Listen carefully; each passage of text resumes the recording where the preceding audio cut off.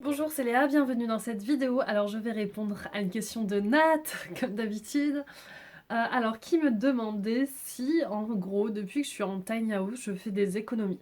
Alors je trouve que c'est une question intéressante, parce que en fait c'est pas forcément ce qu'on peut penser, enfin ça dépend en gros par rapport à quoi on se base. Parce que moi il faut savoir qu'en gros j'étais en colocation jusqu'à maintenant. Et donc du coup c'était une grande colocation. Pour vous dire, ma chambre elle faisait 18 mètres carrés, il y avait un grand séjour, il y avait un petit jardin à la campagne, tout ça, donc vraiment ce que j'adore.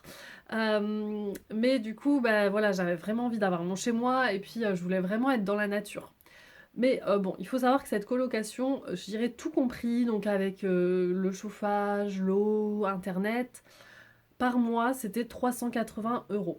Donc au final, c'est quand même faible, entre guillemets, d'un point de vue prix. Moi, j'ai jamais mis beaucoup dans mon logement.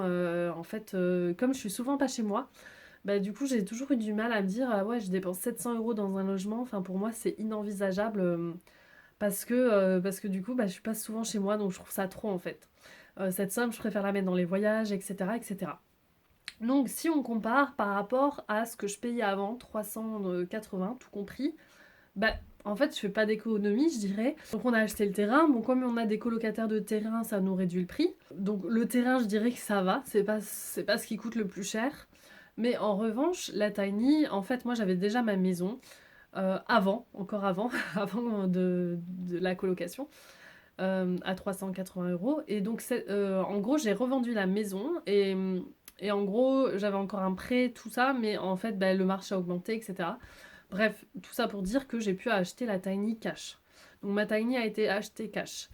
Mais imaginons, si j'avais pas eu cette possibilité d'acheter la Tiny cash, si j'avais dû faire un prêt pour la Tiny, bah, concrètement, donc ça veut dire que ma Tiny, alors je sais plus à combien elle m'est revenue, je sais jamais, mais on n'a qu'à dire qu'elle m'est revenue à 55 000 €.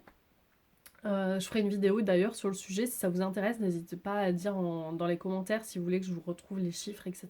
Je pense que si j'avais fait un crédit à la banque pour la Tiny, je pense que je rembourserais au moins 300 €. Voilà, si on se dit 55 000 sur 15, 20 ans, ça doit faire à peu près ça. Ça doit être à peu près 300 €, voire un peu plus. Euh, donc du coup, bah, en gros, j'aurais un crédit à rembourser si je n'avais pas acheté cette Tiny Cash. Donc en gros, il y aurait à la fois le terrain, plus le crédit pour la Tiny.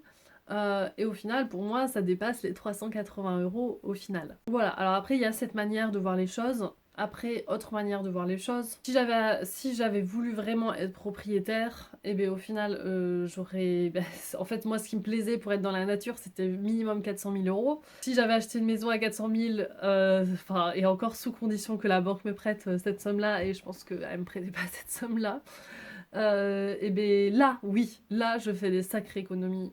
Je fais des sacrées économies en étant en tiny house parce que je préfère carrément être ici plutôt qu'avoir une maison à 400 000 € que j'aurais payé une fortune, etc., etc. Enfin, après, je dis que j'aurais payé une fortune, mais moi, en fait, en fait, moi, vraiment, mon logement, j'ai toujours cherché à ce qui me coûte le moins cher. Donc, c'est-à-dire que même des fois, je loue sur Airbnb, ça m'arrive. Par exemple, la Tiny, j'ai envisagé. Mais justement, pour l'instant, encore, comme il y a des petits problèmes avec mon eau chaude, je sais pas, mon chauffe-eau instantané, il est mal réglé, enfin, il y a un petit problème. Du coup, pour l'instant, je peux pas, entre guillemets, louer ma Tiny. Mais bon, il suffit que je la loue. En fait, j'ai un copain, il a loué, je crois, sa Tiny 150 € la nuit, l'été. Donc voilà, donc si je la loue rien que 70 € la nuit, je pense que ça marchera parce qu'il y a quand même 6 couchages. Et donc du coup, bah en fait au final, si je la loue, bah au final ça revient encore moins cher, etc., etc. Par rapport aux économies, je peux pas vraiment dire parce que là actuellement ma tiny me coûterait, si je l'avais vraiment empruntée, elle me coûterait plus cher que ma coloc. Mais par contre si je la loue, eh ben, au final je peux très bien la louer et m'arranger pour qu'elle me coûte 0 €. Donc effectivement, ça pourrait faire des économies. Alors après Nat, elle demandait aussi, donc j'imagine par rapport aux consommations, etc. J'ai fait une vidéo sur mon chauffage, je vous la remets là. Quand vous voyez la consommation que ça me coûte à l'année de chauffage, comparé à une maison classique, enfin ça n'a rien à voir, rien à voir, rien à voir. Donc en termes de chauffage, c'est beaucoup plus économique. Là, du coup, j'ai changé de chauffage. Donc là, pour l'instant, j'attends d'avoir un peu un retour pour savoir combien mon nouveau chauffage va consommer. Après, en termes d'eau, alors effectivement, bah, on est raccordé à un puits, donc eh bien, on n'a plus d'abonnement, etc., etc. Après, il faut savoir que notre eau, elle n'est pas complètement pure, etc. Donc on a acheté des filtres, et du coup, bah, on filtre, et puis ça, c'est quand même des consommables. Alors, il faut pas changer si souvent que ça, mais par exemple, nous, on a quand même acheté pour 2 000 € de filtre, quelque chose comme ça, parce qu'il y a du fer en fait dans l'eau, donc il y a des trucs pour déferrer, enlever le fer. Il y a des trucs à UV, il y a plusieurs filtres. Donc en vrai, comme l'eau, ça coûte pas très cher, je trouve, en France. Enfin, moi, à chaque fois que j'avais mes factures d'eau, je trouvais ça ultra raisonnable. Je pense qu'en termes de consommables, on a à peu près pareil dans les filtres que peut-être si j'avais une facture. Après, il faut savoir que là, on est quand même plusieurs à être branchés sur cette eau, vu qu'il y a les colocs, etc. Donc peut-être que ça revient moins cher. Mais bon, du coup, voilà, il a fallu acheter des filtres, le système. C'est plus en gros un investissement. C'est comme les panneaux solaires. Les panneaux solaires, voilà, c'est bon. Électricité gratuite, trop bien, trop bien, trop bien. Sauf que oui, mais les panneaux solaires, ils ont coûté 5 000 €. Et puis, on sait que dans 10 ans, je crois qu'il va falloir changer les batteries, normalement. Enfin, voilà, il y a des petits trucs à changer. Donc, c'est vrai qu'après, quand même, 5 000 €, des fois, quand on se rend compte dans une maison classique, la consommation, ça va quand même assez vite. Je pense qu'il y en a facile.